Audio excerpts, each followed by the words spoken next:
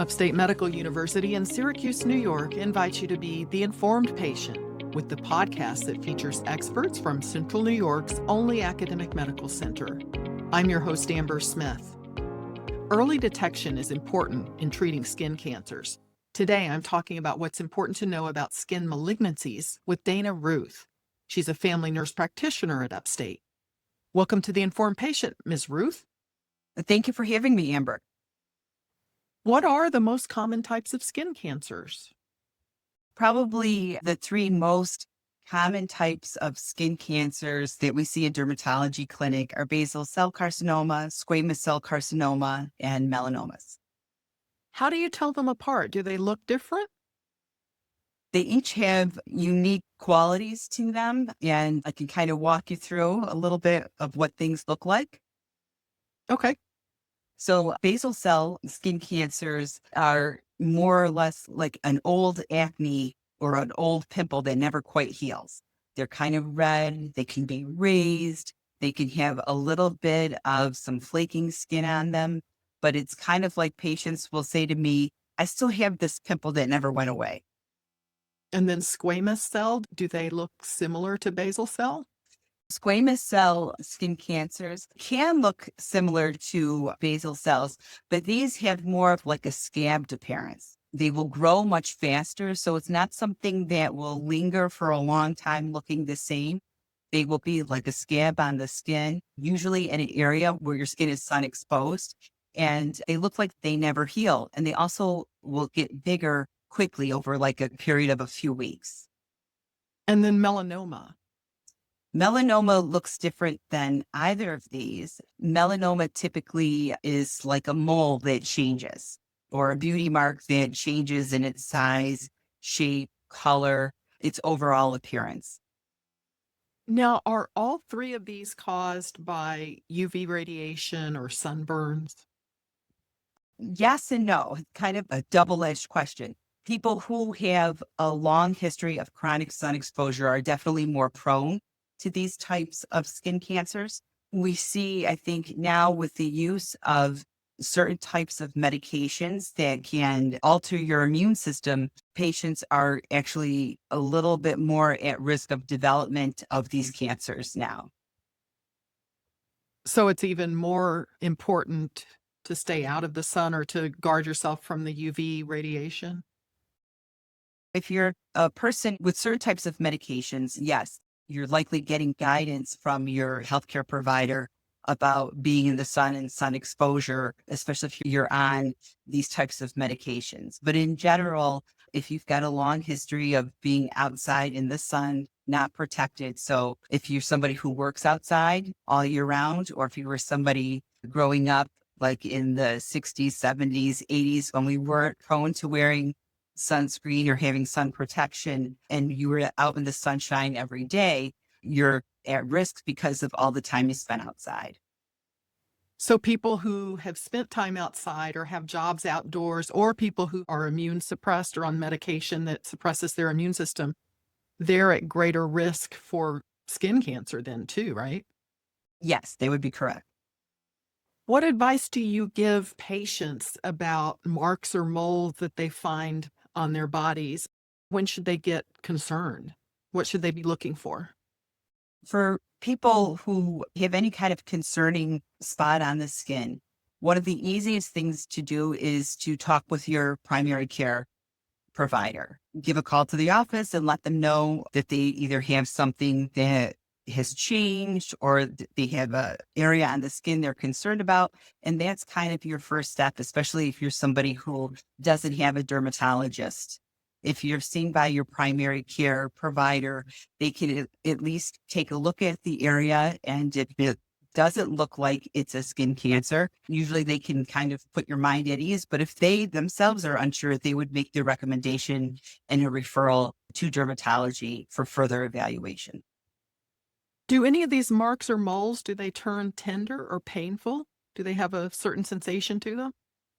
Typically, any one of these types of skin cancers over time can become tender or painful. Typically, basal cell is very slow growing, so you don't see that as much, but with melanoma and squamous cell, you will have areas on the skin that can be a little tender to the touch, or it's there. And you didn't have that before, like the skin itself is more tender, or it's a little more itchy, or potentially it actually can bleed without any kind of scratching. It kind of bleeds on its own and it gets irritated and inflamed. This is Upstate's The Informed Patient podcast. I'm your host, Amber Smith. I'm talking with family nurse practitioner Dana Ruth about skin malignancies. So how is skin cancer diagnosed? Can you tell just by looking at it? After training, yes, that's part of what we do in dermatology, is that we're trained to look at areas of the skin, and we have a tool called a dermatoscope, which is kind of like a fancy magnifying glass that we can look at particular areas of the skin where a patient may have a concern and look at it closely under magnification so that we can see the discrete changes more up close. And based on what we're looking at and what we're seeing, we have to make a decision if there is enough change in that area to potentially do a biopsy to see if that site is a skin cancer or not.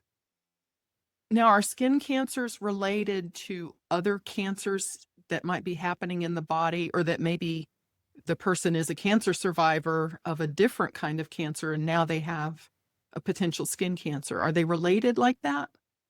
Some of them can be, particularly basal cell carcinoma is limited to the skin itself. So that's not a cancer that would metastasize or go into other areas of the body. Squamous cell cancer of the skin can metastasize deeper into the skin, into other areas of the body. There are other cancers that come from squamous cell cancers, like different types of lung cancers or GI tract cancers like esophageal or rectal cancers, cervical cancers. Those are in that squamous cell cancer category, but different because they didn't originate on the skin, but they're in the kind of the same family. Well, let's talk about how skin cancers are treated. Do primary care providers treat these, or when might a person need to see a dermatologist or an oncologist? Some primary care offices do have the ability to do biopsies of skin lesions. And if that's the case, then, and you're lucky enough to go to one of those offices, they may be the ones who actually would look at the lesion and do the biopsy and send it to find out if it's a cancer or not.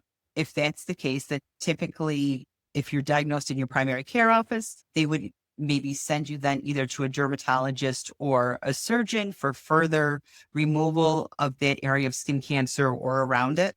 If a primary care provider is concerned that there's a new skin lesion and they're unsure what it is and they're unable to do a biopsy, they may make a referral to dermatology, or potentially a surgeon's office would then, the next step would be for that person to do the biopsy and to find out what's going on with that skin lesion.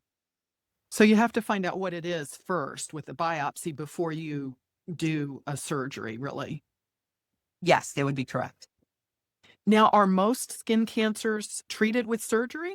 Is chemotherapy or radiation ever used? The majority of skin cancers, or the skin cancers that we're speaking of, like basal cell and squamous cell cancers, really with early detection, these are identified, biopsy, proven to be positive for skin cancer. And then it's a minor surgical procedure that will remove the skin cancer at the site. Same thing for melanoma. It's recognized as something that may look different and have features that are malignant. A biopsy is done, and then the depth of the melanoma determines what the next step of treatment would be. And in many cases, that could be surgery, but there's been a lot of change in treatment of melanoma over the last 10 to 15 years.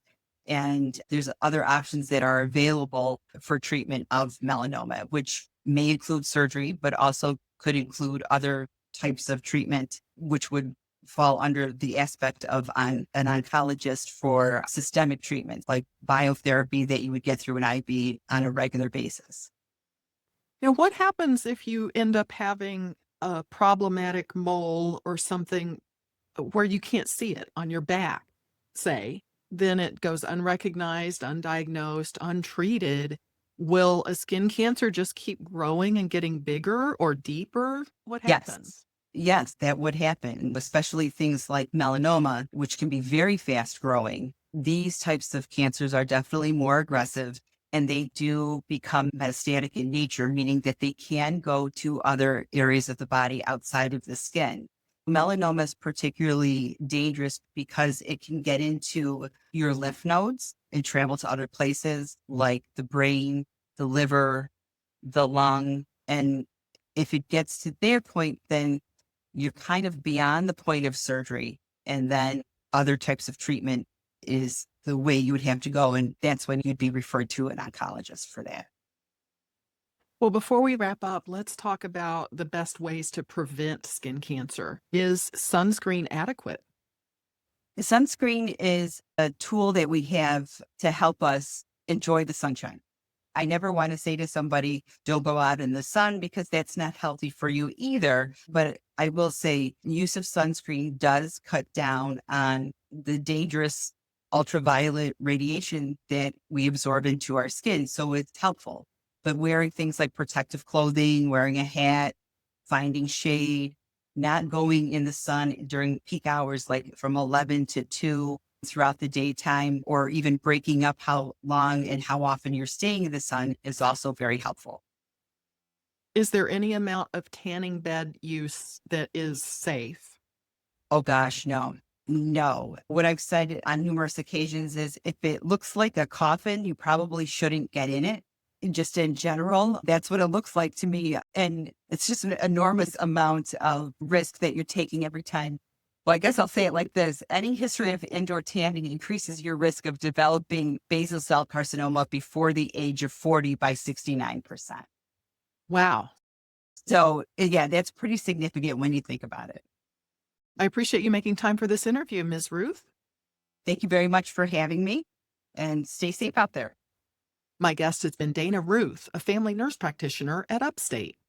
The Informed Patient is a podcast covering health, science, and medicine, brought to you by Upstate Medical University in Syracuse, New York, and produced by Jim Howe, with sound engineering by Bill Brokel and graphic design by Dan Cameron.